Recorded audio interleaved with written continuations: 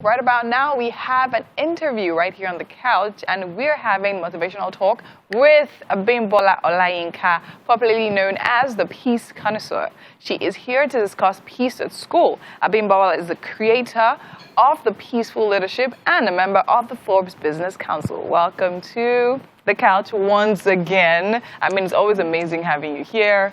You give us so much to think about and to consider. And today we're talking about peace at school. How are you doing? I'm very well, thank you. Okay. I'm peaceful. You're peaceful. Very okay and dandy. And how are you this morning as well? I'm very well, thank you. Thank you very much. Okay, so now we're talking peace at school. I mean, I love the fact that, we talk about different things that literally motivate us on Mondays, right? And peace is actually very, very important. It's usually very, very understated in our daily lives, but it's very, very important. And now we're talking about peace at school. Now, let's start from why do we need peace at school? Why? Let's just start from there. Okay, so I'm going to take us back a bit. We started with inner peace. Yes. Which is very important. Very, very. Then we moved to peace at home. Mm-hmm. Then we did peace at work. Mm-hmm. And now we have peace at school. At school, yes. So why we started with peace, inner peace, is because peace begins with you as an individual. Definitely. So if there's no peace at home, there can't be peace at work. Mm-hmm. If there's no peace at home, there can't be peace at school. True. So how do we stimulate peace at school? Because it is important for peace to reign at school. Mm-hmm. It is important for teachers to be peaceful while tutoring. Mm-hmm. It is important for students to be at peace with themselves during lectures at school. So it is important. Without peace, we cannot learn. Without peace, we cannot produce the leaders we desire for the future we would want to see. Yeah. So it is important for peace to be at school. Okay. So now, the issue here is because there's no peace at home, there's no peace at school. Peace at school, true. So now when we're talking about peace, okay, you actually mentioned inner peace, right? Absolutely. Okay, so it's not just general, okay, fine, everyone is quiet and all of that. It's actually a peace that, because there's a state of peace you need to be in, I'm thinking that will help you to even learn more easily and things like that. Okay, so now what are the ways we can ensure that we have peace at school? Thank you very much for the question. So it starts with the owner of the school. Let's leave the home front now first. Mm-hmm. So what hands are they hiring as teachers to come and teach the children at school? Mm-hmm. What is the level of the peace of the teachers themselves that are coming in to teach our children? Mm-hmm. So even if we've done so much work at home to stabilize the emotions of our children, what havoc are this teacher causing to the peace of the children at school? So we need constant training, mentoring, and coaching for the teachers. So school owners should please, we're imploring, we're pleading and begging that they should invest in trainings for their teachers. Sure.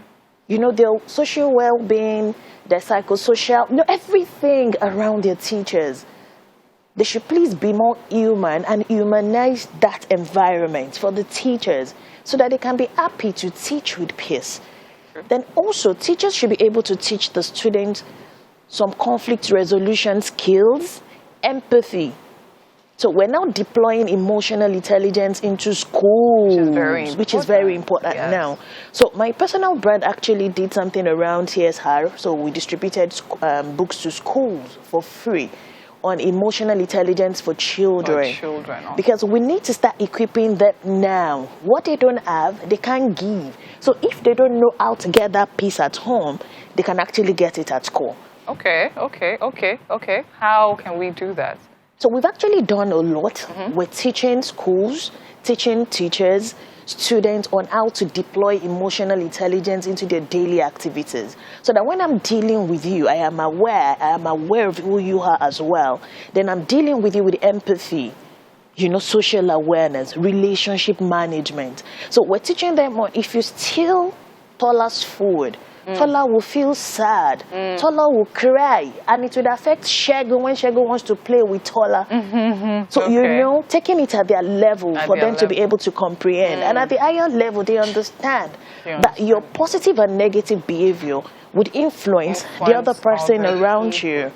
And that would also influence the peace of the society, which will now translate to the peace of the world. I actually think it's actually very, very important because, I mean, you know how they say charity begins at home, but even more so, I mean, when we imbibe this kind of knowledge to kids, they grow up with that already. I mean, I was flipping through the book and I noticed it was very, very colorful, and I said, even me. So now this book, is it directed at the kids or directed at their parents? Because the truth is, as we rightly said, some people don't have peace at home. So now where is the child meant to learn that from? So now when they get this book, are the parents meant to read it to them, or are they to like read it themselves to understand themselves? Has it been broken down to that?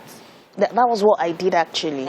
So I broke it down to their level. So even a primary 2 student can read that and digest it. At the same time, parents can also consume it. It's very easy. Okay, so there was a book I published before then. It was Parenting and Your Emotions. Okay. You know, so the community actually was like, oh, now we know how to manage our peace. Can you please do something for the children? Kids. Okay. So I'm like, okay, if I'm going to do for the children, then I'm not going to sell it. It will be for free. To be for free, yes. So we're just trying to equip everyone with the knowledge of emotional intelligence. Because the knowledge of emotional intelligence is the knowledge of peace, actually. If you're self-aware, you have social awareness. Very true. You'll be able to relate with people. You'll have empathy. Okay. You'll be disciplined. So all of these things will work together for our good, and it will stimulate peace around us. It will contribute to the peace of our society, contribute to the peace of the nation, and eventually strengthen the world peace. True. And that is what we're praying for. Very, very true. I mean, this has been a very, very enlightening conversation, and I love what you're doing, and your shirts too. I noticed what's written there. You and your emotions, taking the moment of peace, leaving to schools. I mean, it's absolutely brilliant. We definitely need more people like you doing great things like this. Thank you so much for being here with us today. Thank you. Okay.